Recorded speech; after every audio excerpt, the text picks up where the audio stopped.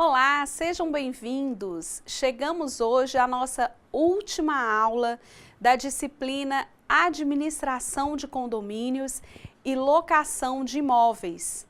Até aqui, aprendemos sobre condomínios e síndicos de acordo com a Lei 4.591 de 64. Depois, vimos sobre administração de imóveis e administração de condomínios e as responsabilidades das administradoras. Estudamos também a respeito da locação e as características do contrato de locação de imóveis urbanos, com base na Lei 8.245 de 91. Em seguida, conhecemos os direitos e deveres do locatário e os direitos e deveres do locador.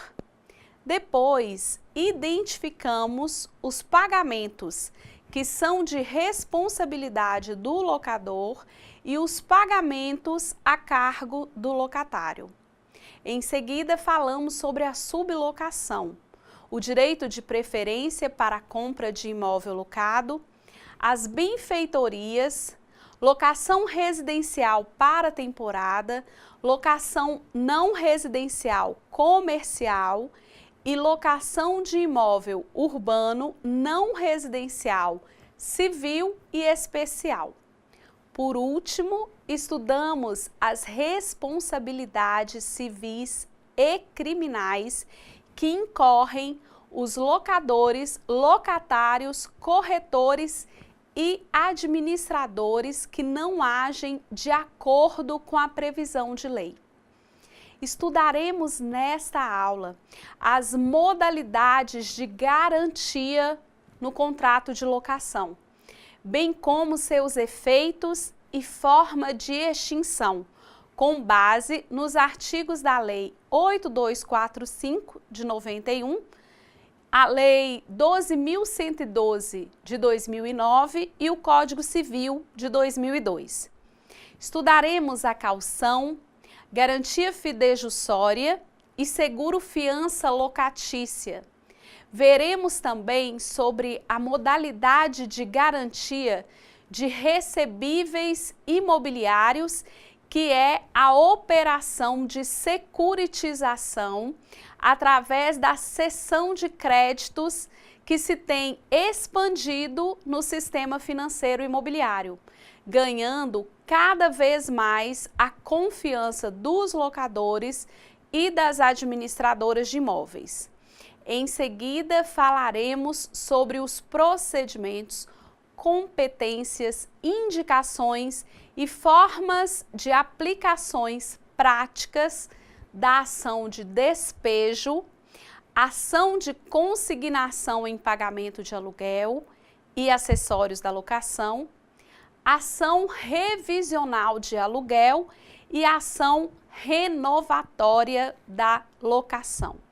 E por último, veremos os documentos mais usados na administração e locação de imóveis e a formalização das vistorias. Quais são as garantias que o locador pode exigir do locatário para ter maior segurança de que não terá prejuízo com o valor e encargos da locação e de que seu imóvel estará sendo conservado? Existem 4 tipos de modalidades para garantir os riscos ocorridos do contrato de locação. Porém, conforme previsão dos artigos 37 e 38 da Lei de Locação 8245 de 91, não pode ser exigida pelo locador, num mesmo contrato de locação, mais de uma garantia, o que, se ocorrer, poderá ocasionar a nulidade do contrato. É importante lembrar que as garantias não são certeza de pagamento dentro dos prazos ou uma tranquilidade de efetivação dos mesmos. Portanto, cabe ao proprietário não só analisar as formas de garantia, mas também se utilizar de administradoras ou imobiliárias adequadas, que saberão considerar melhor a garantia que o locatário tenha para oferecer. E em caso de garantia fidejussória, saberão analisar melhor o crédito dos fiadores, bem como escolher inquilinos ou locatários que transmitam capacidade e idoneidade para o cumprimento das obrigações contraídas. O primeiro tipo de garantia locatícia é a chamada caução. Ela pode ser feita através de bens ou em dinheiro.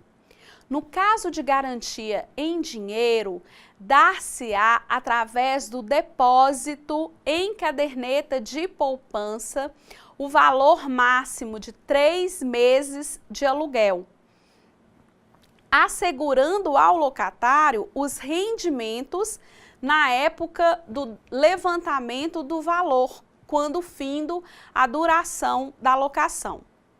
O locador que não observar esta obrigação de assegurar ao locatário o rendimento da caderneta de poupança, quando este for levantar o valor da caução, estará sujeito ao pagamento de multa equivalente às vantagens decorridas do depósito. Conforme o artigo 38, parágrafos 1º a 3º da Lei 8.245 de 91, a caução em bens móveis ou imóveis e em títulos e ações serão permitidas e, em caso de caução em títulos de ações, deverá, no prazo de 30 dias, serem substituídas no evento de falência, recuperação judicial ou extrajudicial ou liquidação da sociedade emissora. A segunda forma de garantia locatícia, e também a mais usual, é a garantia fidejussória. É representada pela figura de uma pessoa, fiador, ou pessoas, fiadores, que assumem solidariamente em contrato a obrigação de quitar débitos deixados pelo locatário, caso este não consiga quitá-los. Esta responsabilidade é estendida até a entrega das chaves, quando o contrato é por tempo indeterminado. Pode acontecer, eventualmente, de ocorrer aditamento no contrato de locação, ou seja, quando locador e locatário acrescentam ou alteram alguma cláusula contratual. Neste caso, o fiador que não assinou no aditamento, concordando com essa alteração, não se responsabiliza pelas obrigações dali resultantes. Neste sentido, nos ensina o artigo 82 da Lei 8245 de 91. A garantia fidejussória é a garantia menos onerosa para o locatário e normalmente é a mais segura para o locador. Por isso, é a garantia mais usada nos contratos de locação. Com a edição da Lei 12.112 de 2009, foram alterados alguns dispositivos da Lei 8245 de 2009, especialmente em relação ao que trata da exoneração do fiador. Em algumas circunstâncias, para contratos de locação residencial, o fiador pode exonerar-se da fiança, notificando o locador de sua intenção. Situações como o falecimento do locatário ou a separação do casal de locatários devem ser comunicadas pelo locatário por escrito ao locador e aos fiadores. Cientes do ocorrido, caso tenham intenção de desobrigarem-se dos efeitos da fiança, terão o direito de notificar o locador sobre sua exoneração em 30 dias contados do conhecimento do falecimento do locatário ou da separação do casal. O fiador responderá pelos efeitos da fiança por 120 dias contados da notificação ao locatário. O locador, imediatamente após receber a notificação do fiador, deverá notificar o locatário para que este apresente em 30 dias um fiador idôneo em substituição para não incorrer em rescisão contratual. O inciso 10 do artigo 40 da Lei 8245 de 91 permite ao fiador, na suposição de estar o contrato de locação vigorando por prazo indeterminado, a notificar o locador sobre a sua pretensão de exonerar-se desse encargo, respondendo ainda pelas obrigações assumidas pelo prazo de 120 dias após o recebimento da respectiva notificação. Outro tipo de fiança na locação é o seguro de fiança locatícia, que é diferente da situação de buscar um fiador com as dificuldades e às vezes constrangimentos embutidos. No seguro de fiança locatícia, o futuro locatário procura um banco que fará o papel de fiador. Nessa modalidade, através de uma quantia paga ao banco, o locatário contrata uma forma de segurar todas as suas obrigações e, obviamente, a seguradora irá impor suas condições e exigir suas garantias e assegurado mediante um prêmio o pagamento de indenização dos prejuízos sofridos com a falta de pagamento do locatário ao locador, ou seja, ao segurado. A taxa tem a finalidade de garantir o pagamento ao locador. É uma modalidade segura, porém mais onerosa para o locatário, visto que chega a aumentar em torno de 10% em suas despesas com a locação. Vamos estudar agora sobre a cessão fiduciária de cotas de fundo de investimento, que foi instituída pela Lei 11.196 de 2005. É uma espécie de garantia locatícia regulada pela Comissão de Valores Imobiliários, CMV. A última hipótese de garantia locatícia é a cessão fiduciária de cotas de fundo de investimento, que também é conhecida como título de capitalização. Cessão, de forma bem resumida, é a transferência de um crédito ou direito. Fiduciária é quando o devedor transfere ao credor ou à instituição financeira a propriedade e a posse indireta do bem em garantia de dívida ou promessa de pagamento assumida. E cotas de fundo de investimento é a parte proporcional que a pessoa tem de um investimento.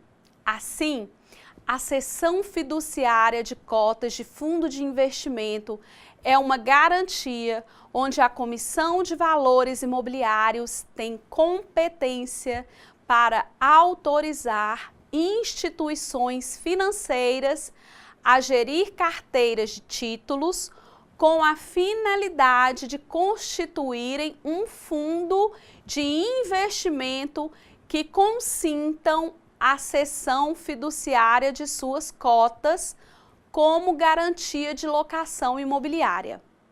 São aplicações financeiras que possuem o locatário e que são apresentadas no momento da assinatura do contrato de locação, para garantir ao locador as obrigações ali assumidas, passando o locador a ter direito sobre esses títulos em caso de inadimplência do locatário.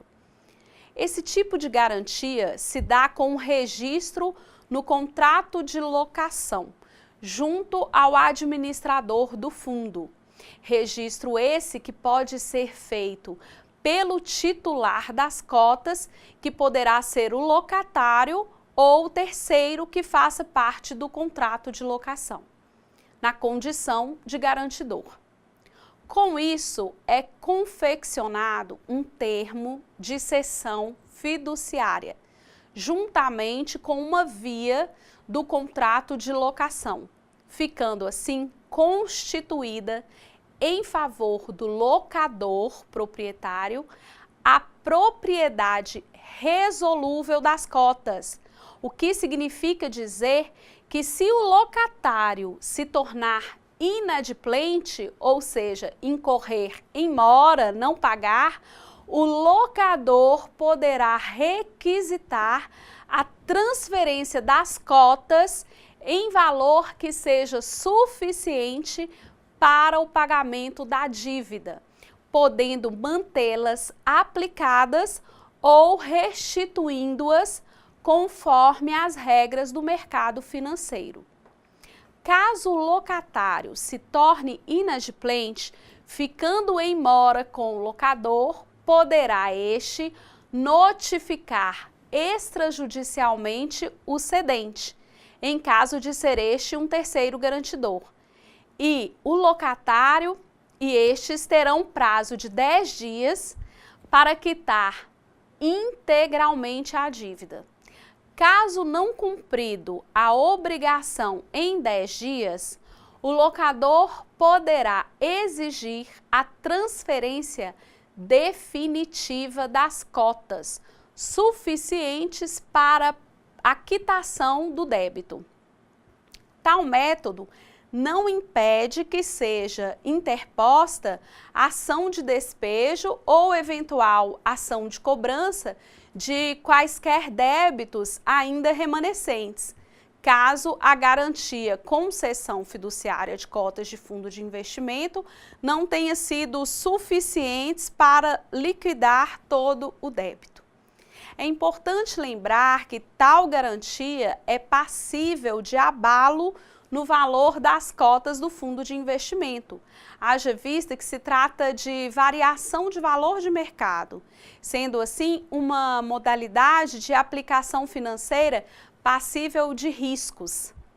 A cessão fiduciária de cotas de fundo de investimento é o tipo de garantia locatícia com menor utilização no mercado. Chegamos assim ao momento da nossa aula, onde entenderemos as demandas judiciais mais comuns nos contratos de locação, que são a ação de despejo, ação consignatória, ação revisional e ação renovatória. Vamos iniciar falando sobre a ação de despejo. A tão falada ação de despejo é promovida pelo locador para a retomada do imóvel. Pode ser proposta, por exemplo, por falta de pagamento de aluguéis, de condomínios, IPTU, ou por precisar o locador do imóvel para sua moradia ou de seus ascendentes e descendentes. Quando movida a ação de despejo, sendo o pedido a rescisão do contrato de locação, cumulada com cobrança de aluguéis e seus acessórios, deverá ser citado o locatário para responder ao pedido de rescisão e serem citados o locatário e os fiadores para responderem ao pedido de cobrança, que deverá ser seguido de cálculo discriminado o valor do débito. Como vimos anteriormente, poderá o locatário e o fiador evitar a rescisão do contrato da locação, realizando em até 15 dias a contar da citação o pagamento do débito atualizado através do depósito judicial, incluindo aluguéis com vencimento até a data do pagamento, a multa, juros, custas e honorários do advogado. Não será admissível emendar a mora, isto é, caso o locatário já tenha se utilizado desta faculdade nos últimos 24 meses precedentes à propositura da ação. O juiz que entender procedente a ação determinará a expedição do mandado de despejo com prazo de 30 dias para a desocupação voluntária do imóvel. Os artigos 63 a 66 da Lei 8245 de 91 disciplinam os prazos e as formalidades para a efetivação do despejo, para ações contra hospitais, estabelecimentos de ensino, asilos, igrejas. Os prazos variam de 6 meses a 1 ano. Será concedida uma liminar judicial para a desocupação em 15 dias, independente de audiência, as ações que se fundarem em término do prazo da locação para temporada, tendo sido proposta a ação de despejo em até 30 dias após o vencimento do contrato. Ou ainda, quando ocorrer a morte do locatário sem deixar sucessor legítimo na locação. Ou em caso de permanência do sublocatário no imóvel, extinta a locação celebrada com o locatário. Poderá também ser concedida essa liminar em até 15 dias para a desocupação quando houver prova escrita da rescisão do contrato de trabalho, quando o contrato de locação tiver sido feito condicionando a ocupação do imóvel pelo locatário ao fato de estar este em seu emprego. Também poderá ser objeto de liminar para desocupação em 15 dias do imóvel, quando ainda não tenha sido feito o pagamento do aluguel e acessórios da locação no vencimento, estando o contrato desprovido de quaisquer das garantias locatícias. O fórum competente para a ação é o da situação do imóvel. Quanto à ação consignatória, também conhecida como ação de depósito em pagamento, tem regras previstas no artigo 67, incisos, da Lei de Locação e no Código de Processo Civil nos artigos 890 a 900. Esse tipo de ação tem o objetivo de liberar o devedor de uma obrigação, recebendo a quitação da sua dívida.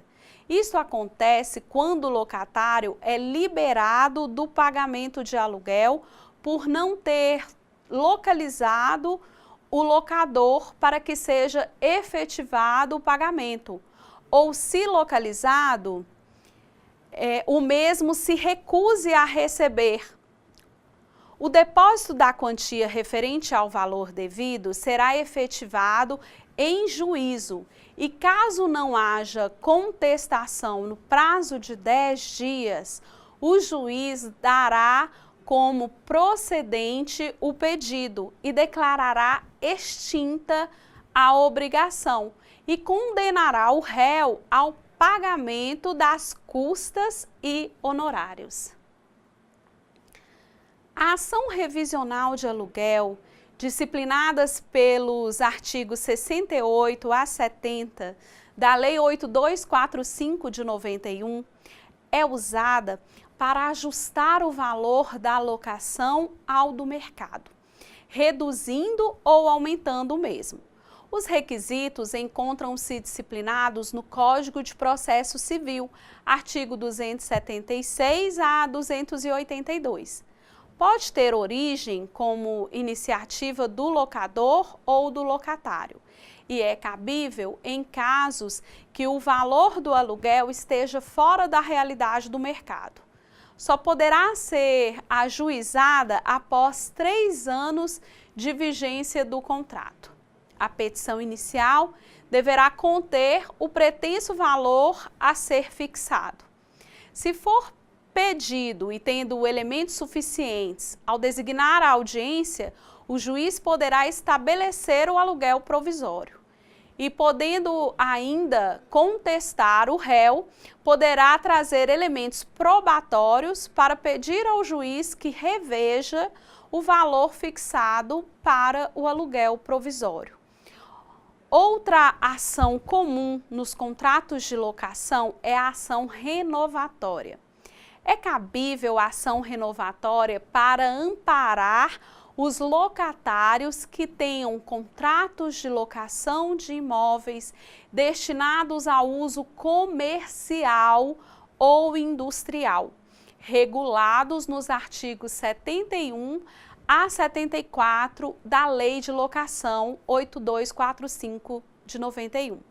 E só pode ser ajuizada nos casos em que o contrato a ser renovado tenha sido celebrado por escrito ou com prazo determinado.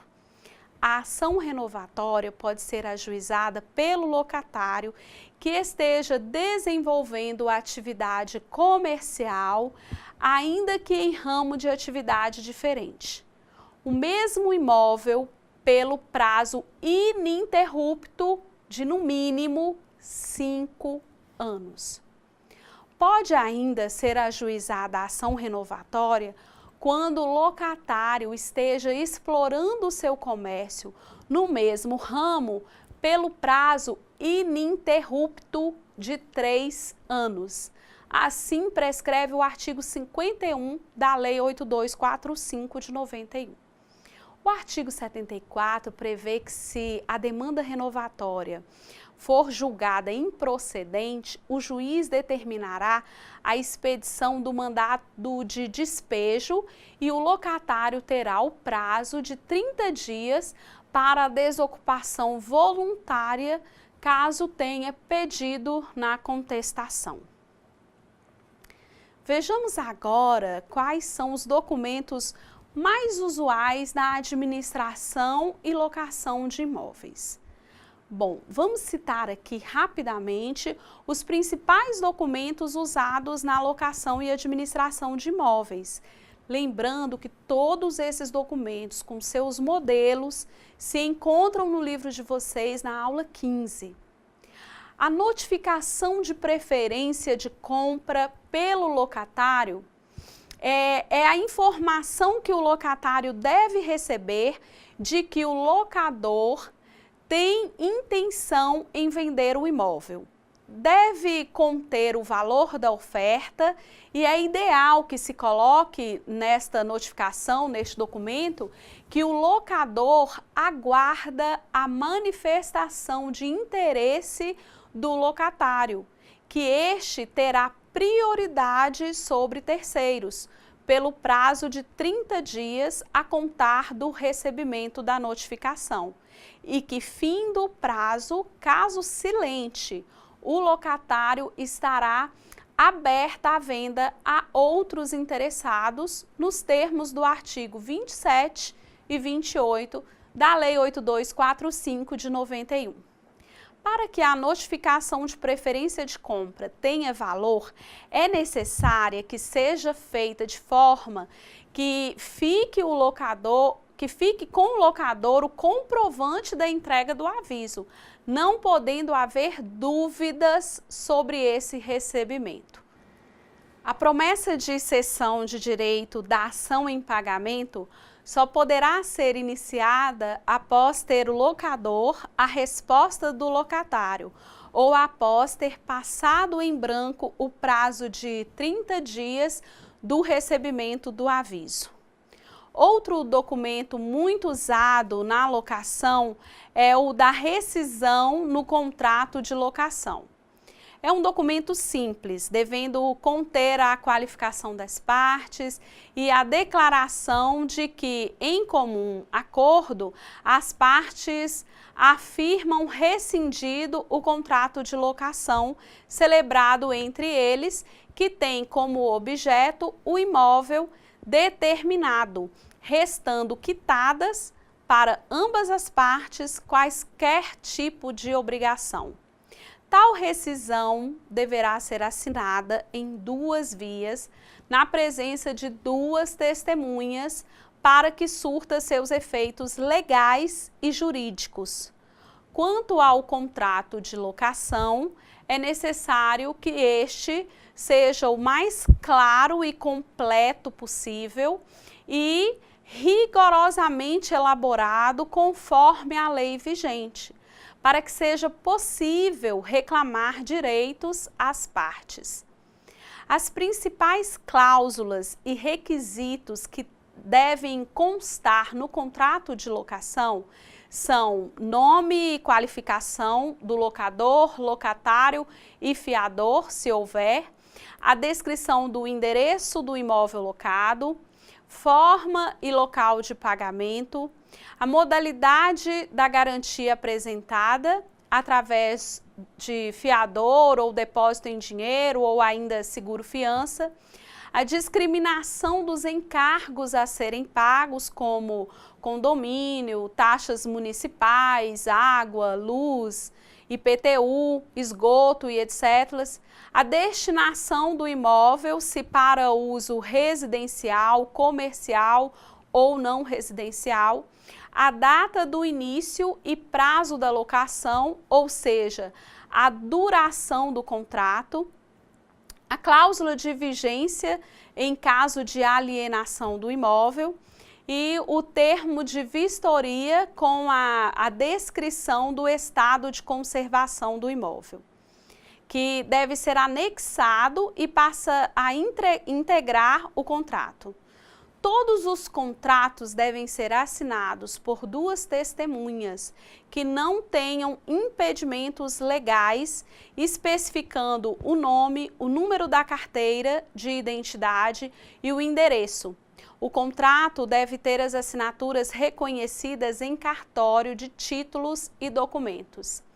O registro no cartório imobiliário só se faz necessário caso o locatário venha a ter interesse na compra do imóvel. Os documentos mais exigidos para a elaboração do contrato de locação por parte do locador são título de propriedade ou a procuração, se o contrato for assinado por um representante, a cópia da cédula de identidade, cópia do CPF, contas de serviços públicos, água, luz, carnê do IPTU e, caso seja casado ou divorciado, a cópia da certidão de casamento ou do divórcio. Do locatário, deve-se exigir a cópia da cédula de identidade, cópia de CPF, comprovante de renda, normalmente até 3 vezes superior o valor da locação, se casado, os mesmos documentos do cônjuge e cópia da certidão de casamento, se divorciado, cópia da certidão de divórcio. Do fiador ou fiadores, deve-se exigir a cópia da cédula de identidade, cópia de CPF, escritura definitiva de imóvel colocado em fiança, que é a CNO, que é a certidão negativa de ônus de imóvel, atualizada a ser retirada junto ao cartório de registro de imóveis.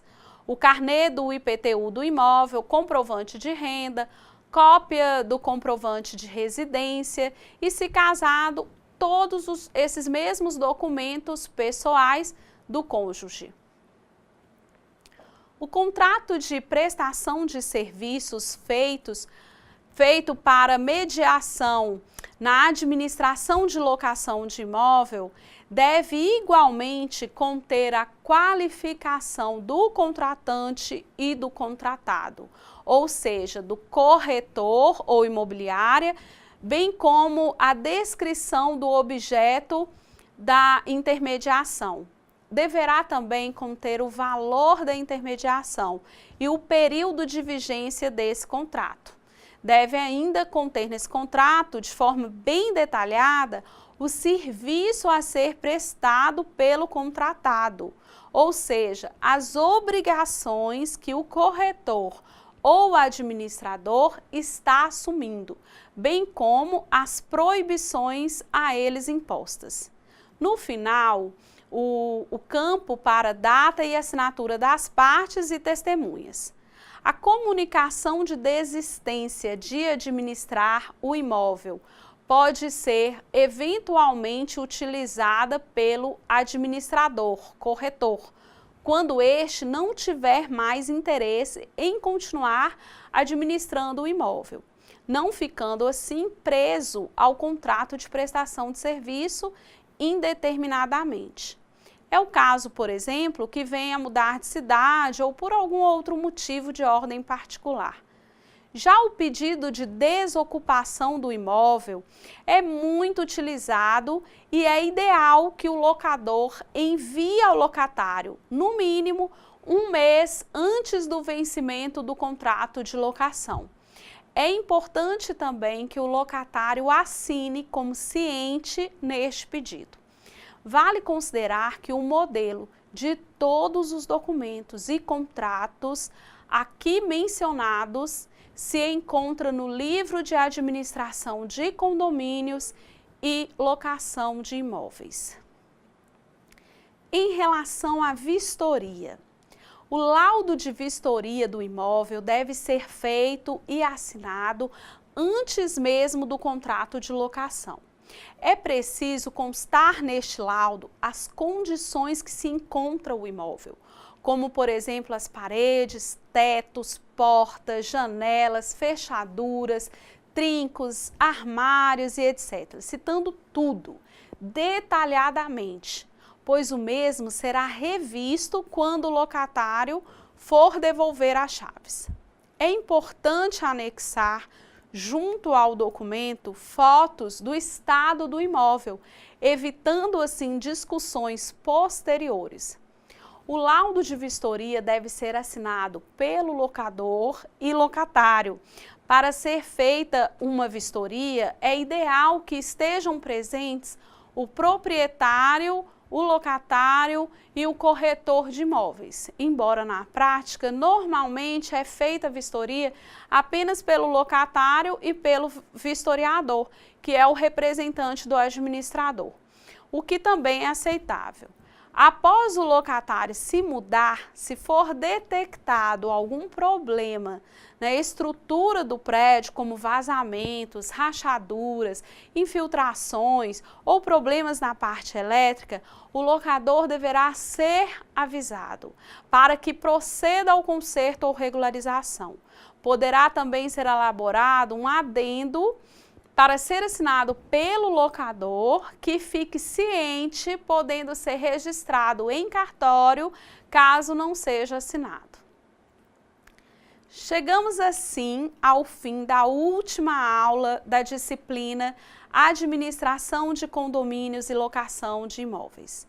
Estudamos nessa aula o conceito e como se dão as garantias locatícias, conhecidas como caução, garantia fidejussória e seguro de fiança locatícia. Vimos também sobre a cessão fiduciária de cotas de fundo de investimento e seus desdobramentos. Em seguida, estudamos os tipos de demandas judiciais em contratos de locação, que são a ação de despejo, a ação consignatória e a ação revisional. Estudamos suas características, prazos e aplicabilidade. Relacionamos também nesta aula os documentos mais usados na locação e administração de imóveis e falamos sobre os requisitos do contrato de locação, a lista de documentos exigidos do locador, locatário e fiadores para a elaboração do contrato de locação e sobre o laudo de vistorias. Foi um imenso prazer estar aqui com vocês durante o estudo dessa disciplina. Tenho certeza que o seu envolvimento com o conteúdo apresentado, através das videoaulas, do livro e das atividades propostas, fará de você um profissional diferenciado e, como consequência, um profissional realizado. Desejo muito sucesso a todos e até breve!